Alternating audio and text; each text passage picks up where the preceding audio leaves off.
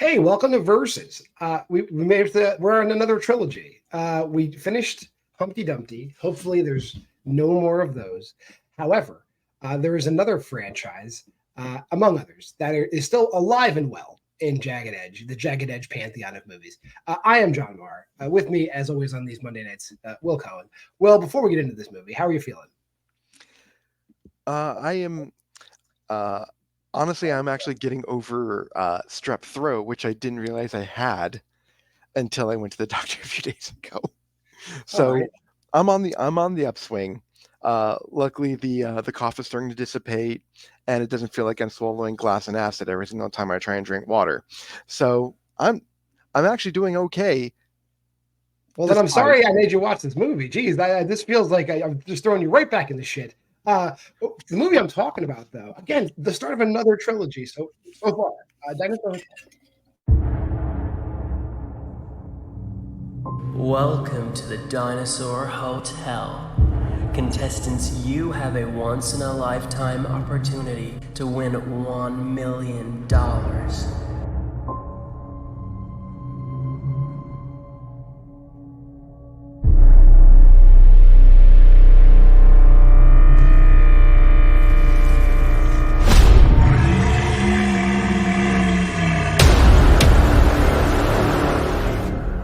And all you have to do is survive the night.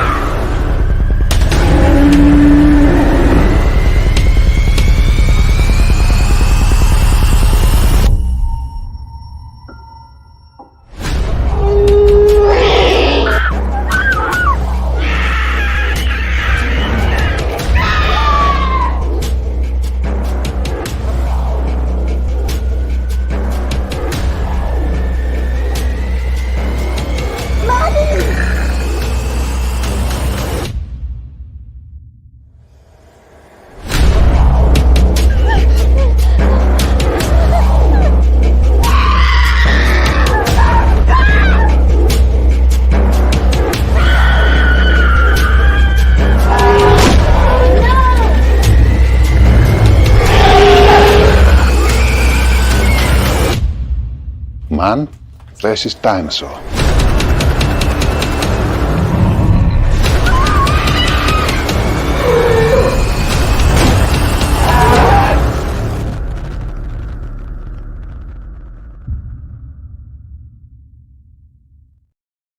You know, goddamn it! I thought you write stuff down. I know what you're going to say. I will let you say it. 100,000 Great British Pounds does not fucking equal $1 million. Yeah, that's actually it's weird when your trailer contradicts the movie. I don't know if there's like multiple versions of this movie because in the movie they're competing to win 100,000 pounds. Though I do know in not that I'm spoiling Dinosaur Hotel 2. In Dinosaur Hotel 2, they drop like a line that it takes place in Colorado, even though they're driving on the wrong side of the road with like British license plates in the car and all this bullshit. In this movie, the version I watched, the version Will clearly watched, they're clearly in somewhere in the British Isles because they're a bunch of down on their luck ladies and they're trying to win 100,000 pounds. As the jumping right into my first point, that weird it's like somebody figured out through CGI. Hey, I made this cool floating thing. He's like a floating drone, and it's like sentient. Can we put it in a movie? Even though there's no reason for the fucking thing to be in the movie, this dude is a character in the movie. I won. Run this.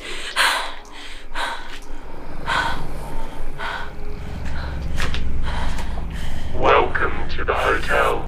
So I'm willing to wager that I'm willing to wager that whoever made this film is preying upon all gods that the developers of Portal and Portal 2 do not watch this film and sue them out of existence, because that character is just a flat ripoff of the villain in Portal and Portal 2. But the thing is, like, that really cinches it home is that the voice it's not the voice you heard in that trailer. I can tell you No, that. Like, it if is. it was that voice, this film would have been a lot more pleasant to watch. But that voice is very similar to the voice, the voice of the villain in Portal and Portal 2 as well. Just slightly less annoying. Your bedroom is first door to the right of the staircase. I shall come to get you for the challenge this evening. GLaDOS. That's I knew it ended as GLaDOS. GLaDOS from Portal. Yeah, I can understand that is definitely a ripoff of GLaDOS. And I'm going to put pictures of GLaDOS from Portal here. We're going to splice it in. You be the judge. GLaDOS is on a harness, and when it floats in, it serves the same purpose as GLaDOS. It follows people around. It's everywhere. It's like sort of mocking, sort of helpful. Yeah, definitely. So if anyone knows anyone from Valve, show them Dinosaur Hotel and see if they get pissed or not. They probably won't. No one sees Jagged Edge IT and distribution as a threat. I mean, their market share is not big enough to threaten anybody. Fair. Although all their European distribution people will come after you on YouTube if you use close to their movie. Just be warned.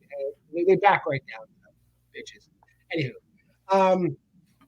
let's move on. So, in the movie, let's go to the cold open. All right, in the cold open, there's women, the survivors, because I think the game is based, or what they put forward to the people who play in this game is, you're here.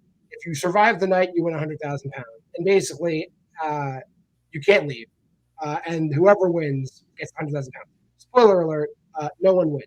It's just they're just there to feed the dinosaurs, which begs the question: how are you containing these dinosaurs? There's pterodactyls, there's tyrannosaurs. They stay around this house. I don't understand. They're only on the grounds of the house. There isn't a dome. They can easily escape. They don't.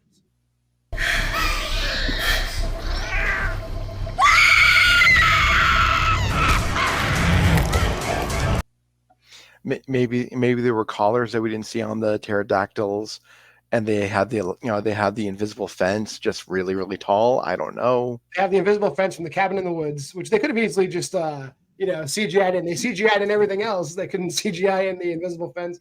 Yeah, it's wacky. I mean, to be fair, this is like one of the only Jagged Edge films that I can that I can think of seeing that doesn't fall under the same trope of, well, there are things around. Like, no, this is as isolated gets. Like you could like set off a bomb and they wouldn't hear it. Like, they might like feel the aftershock like 70 miles away, but they're not hearing shit. Yeah, this is another one of the locations they use in several of their movies. It actually is an isolated estate. Which I don't understand why they wouldn't use it in other movies where they could have used isolated estates. Like, if we go to last week's The Madness of Humpty Dumpty, the neighbor's like, there's nobody around for miles, but in the background you see houses on the hill behind her. Like, it's so stupid. In this one, there really is nothing. It's a house on a compound. So there's that. So our main character, Sienna, played by Chrissy Iwona, who's in every single movie. She's the Asian lady you find in all the Jagged Edge movies. She's down on her luck. She needs money. She has a very unreliable babysitter. Come on, Lee. Please. It's only for the weekend. You've got to have him. This could be a huge opportunity for me. And you know the struggles I've been having with money recently. Help me out. Please. I would if I could, Diana, but I am meeting a new guy tonight. But she gets picked to take part in this show. And they don't tell her a thing about it. The show is called Dinosaur Hotel, which really would raise some red flags for me to start with. You have been selected out of the masses for a brand new game show at the Dinosaur Hotel. But she doesn't care that the show is called Dinosaur Hotel. She's going to go. She cannot find a babysitter, though. And she has two children. I'm going to say they're around 11 and 8. I'd say that's fair for the ages of those children. Give or take a year or two. 11 and 8. Older daughter, younger son. They're actually Christy one as real life children, and they are probably some of the worst child actors I've ever seen. So it's not only I I don't know what was more distracting to me. The fact that it felt like these kids were just reading off of a cereal box the entire time, What is the challenge? or the fact that these kids were just like constantly, and I do mean constantly, just stumbling towards death because they don't understand the concept of death.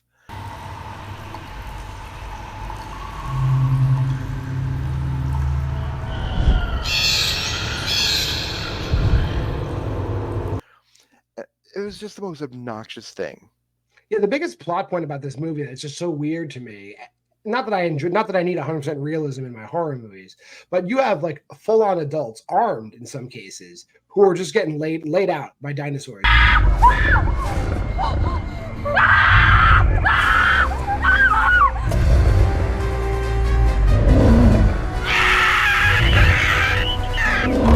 And these kids are just like blindly walking around. They're going into caves. They're walking through the forest, and nothing bad ever happens to them. They make it from point A to point B unmolested.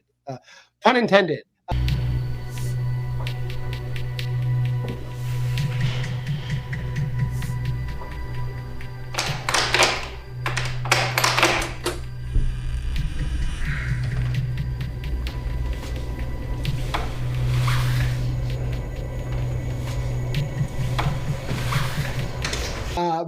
The entire movie. I mean, yeah, you would have thought that like going back to like Jurassic Park, which this is so much of this film just rips off from the point where like the antagonist actually looks and sounds a lot like Sam Neill to a very uncomfortable degree. Even in Jurassic Park, like the kid, like those kids were like 30 seconds away from being raptor chow at all times. How the hell do these kids, without any of the safety measures that they had in Jurassic Park, not being treated like an appetizer? There's a scene where, like, spoiler alert, one of the women playing the game is actually part of the bad guy team. And she basically closes the daughter in a hallway with a raptor. And the raptor has the element of surprise on the daughter. And the daughter is still we don't see how she survives, but she somehow does not get killed. You still have company.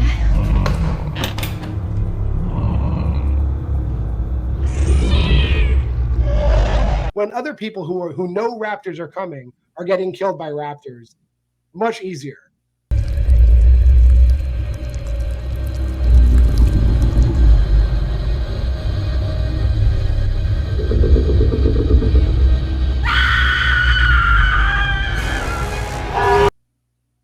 Yeah, I don't know. I had so many questions from the jump. Let's tackle some of these questions. What's your first question? So I know we talked about this off camera. I don't find the answer. I don't find the answer that that satisfactory, really. Why is it only women that are participating in this? Like, my answer is I guess it's just random that way, because in the very beginning of the movie, like I said, you have the two women who are the survivors, but when in the very beginning, the one girl's talking on a walkie-talkie with a guy who's trying to escape and get to the cars. You hear the man get killed over the walkie-talkie. Ruby, I made it into the woods. I'm heading for the clearing. When I get to the jeeps, I will get help for you, okay? And I'm gonna come back for you, alright? I swear. Please hurry.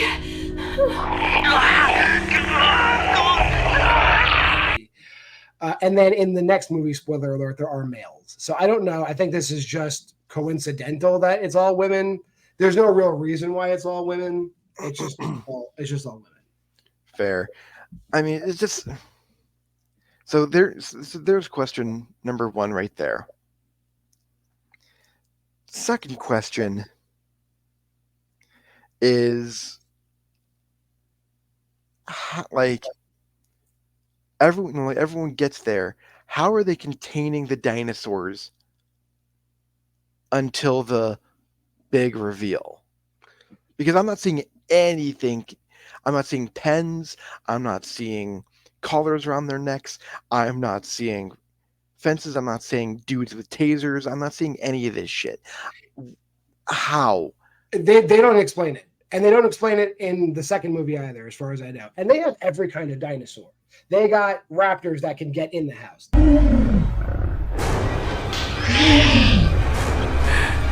They've got tyrannosauruses that are too big to go into the house.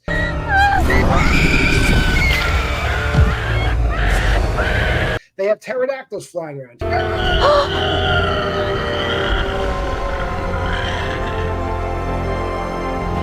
Pterodactyls going into caves. There's no measures. Aside from they play the air siren and they do the shitty acting where the people are like, oh my goodness, oh.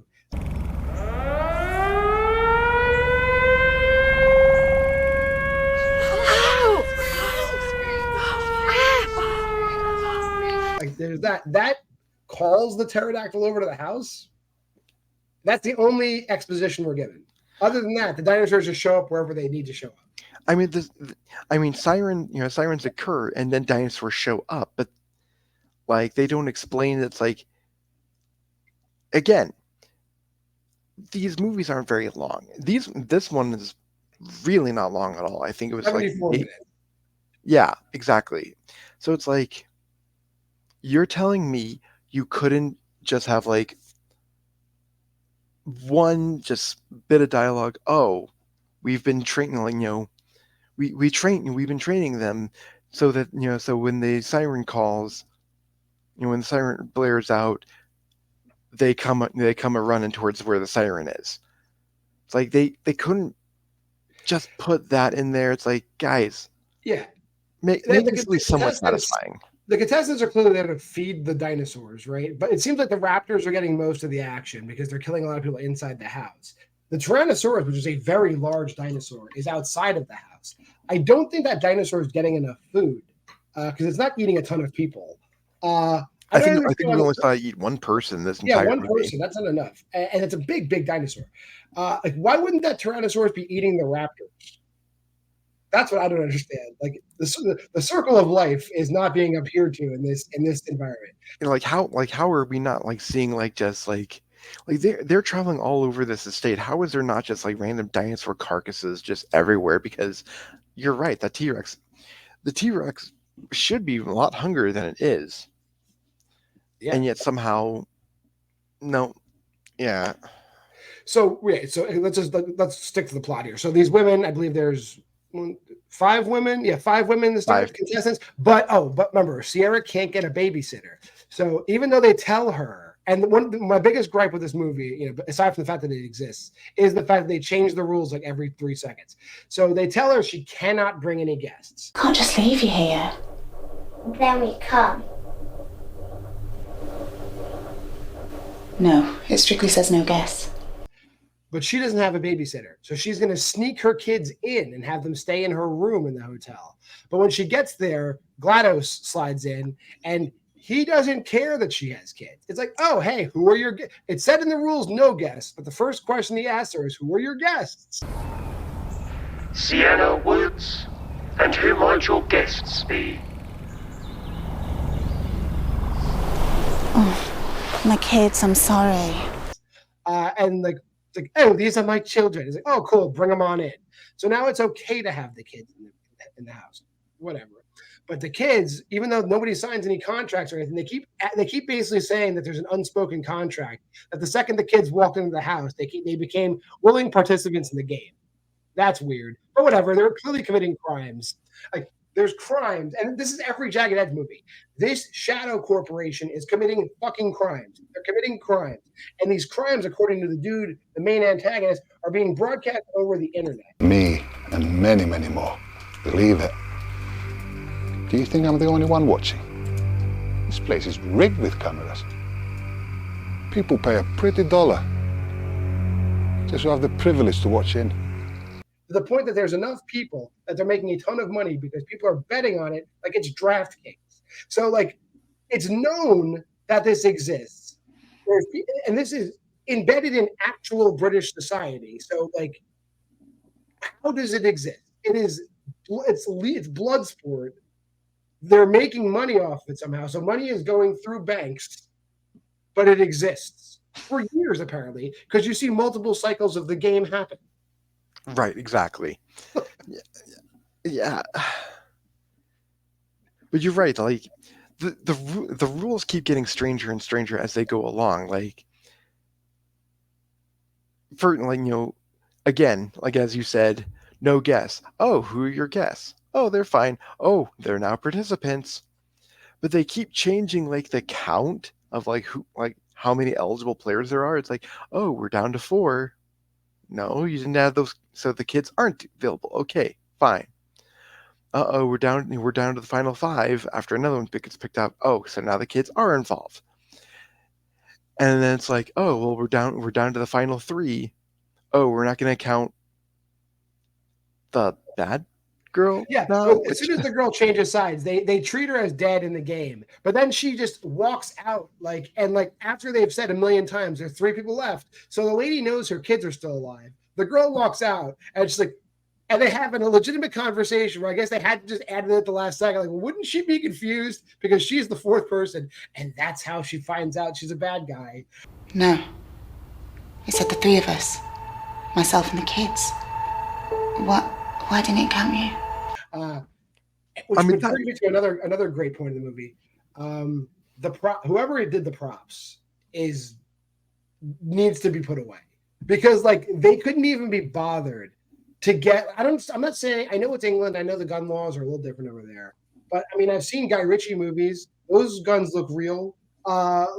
Get a real goddamn gun. And if you do have a fake gun, can you not point the barrel right at the freaking screen so I can see a bullet cannot come out of the gun? 45 seconds remaining.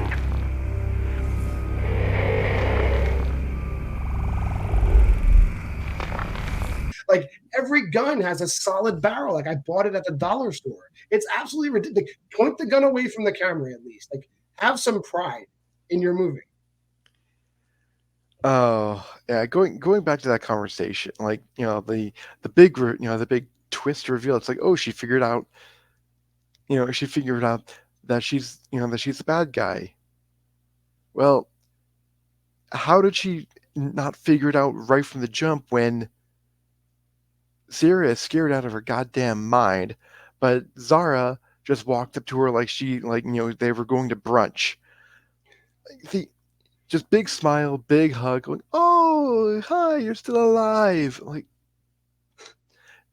that wouldn't have been suspicious. I would have just clocked her over the head and just taken the kids and run at that point. Yeah. So then it's and then this is another thing in all these Jagged Edge movies where there's a shadowy cabal. Like, everyone just leaves the safety. All the bad guys just leave the safety of wherever they are, where the dinosaurs can't get to them, and walk out into the open. Like, oh, hey, I'm the bad guy. Here I am, and they just fucking get killed. Like, dude, do you not know? Like, first of all, you should know where you work, right? You should know at least that where you work is dangerous, because your whole business model relies on you killing people, right? And so he just walks out and gets shot, and then the dinosaur eats him. And then all of a sudden they change the rules again, because they drive home the entire movie. Only one person could survive. Only one person could survive. They're implying she's going to have to kill her children. The bad guy and Zara have a conversation like, will she kill her kids, or will she make one of her kids kill her? They have that conversation. I think the mum will cave, saving her kids in a mighty showdown. Now the boy, he's got guts. He's our winner. You? I think the mum will win. But at the end of the movie, all 3 of them are allowed to leave.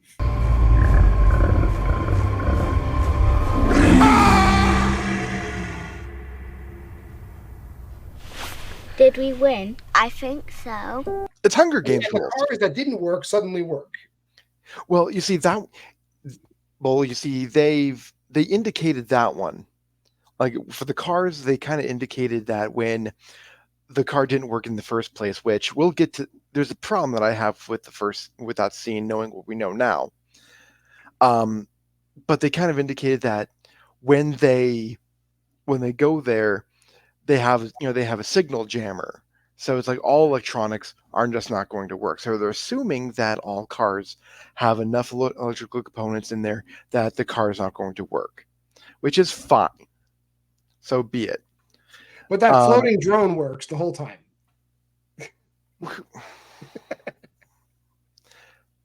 We've pointed out so many inconsistencies. Why is that your main bitch right now? And the walkie-talkies, they work. There you and go. the video cameras work. But we'll decide what works and what doesn't work. Exactly. Stop pointing that shit out. But so yeah, at least that at least that part is kind of made sense to me at least. But putting in Hunger Games rules at the very last minute, it's like, well, we have to have a victor. So, all right, now we have 3. I also don't think she made any money. I also don't feel that I don't like it's not even addressed. It's clear that the game is a sham. I mean, we'll get to next week. We'll talk about Dinosaur Hotel too. But there's no she doesn't get awarded any money. There's no conversation about how she's going to get money. They're just happy to be out of there. And the kids survive. Hooray! They should have died 1,000 times. Especially when the girl is just when the raptor kills Kate Sanderson's character and the girl just hides in a cabinet and doesn't even close it all the way. I don't understand how the raptor wouldn't just blast through those balsa wood doors and eat the shit out of her. I don't understand that. Yeah, raptors are this, raptors have been proven by scientists to be the smartest of the dinosaurs, and they can't figure out a cabinet door. Okay, sure. There's also all the times that people are just hiding under things that like they're hiding under tables where you can see under the table, or they're hiding under the carts in the kitchen and you can see under them. These are not good hiding places at all in this movie. I guess my beyond all of that, all the characters that just never have any kind of grasp of what the death that's lurking around has. They have no concept of this whatsoever. I don't understand. If you're running from a dinosaur, if you're able to run from a dinosaur, I don't understand how hiding is a viable option. It doesn't feel like a viable option against these dinosaurs. Well, the one that I'm thinking of the most right now is the one that pisses me off the most, especially since what we know now. Because at the time when I was watching this, I didn't know what Zara was, and so when they beforehand, you see Zara getting in the car and trying and testing it out, and does it work? And rip on great value GLaDOS is right there, going, "Hey, I told you, we have warned you many times, you cannot leave. I've alerted the dinosaurs to your location. You're in a danger zone. You're in a danger zone. You're in the danger zone. You need to leave. You need to leave." And she just sits there and sits there and sits there until finally, by the time that you, as the audience member, are shouting at the screen going, "Bitch, why aren't you leaving?" she finally leaves. And she doesn't even leave that fast. She's like, "Okay, I'll just saunter out of the seat. I'll close the door daintily, and then I'll trot back to the house." It's like, can you just die already? Yeah. Also note that the children, right? The girl is responsible for the deaths of 2 people, because that girl, Jenny, who you're talking about, the one that's hiding in the car, dies, sacrificing herself to protect her. And Kate Sanderson's character, Sam, also dies protecting her. So if those kids weren't there, those girls might have been alive. But anyway, it all wraps up relatively routinely. The girl that needs to wins. We don't know if she makes any money, but she is back for the sequel. Spoiler alert for next week. Is there anything else we left out before we get to our drink of the week? I'm trying to think again. Every single time that they could have ripped off a better movie, they did, and they weren't even. At least in previous movies, they were kind of sort of coy about it. Here, they were blatant about it. They were like ripping off like pure lines and just like changing like one word just so they didn't get a copyright infringement. It's like, really, yo? No, come on. It was so bad. Well, fair enough. Let's at least help people who do watch this movie make it a little more bearable.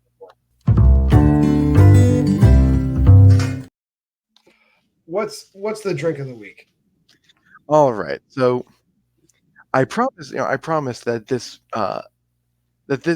drink would be a banger, and honestly, I think of all the times that I've done this, this is the only drink I would actually drink. And I have like a ton of it because, fuck these movies.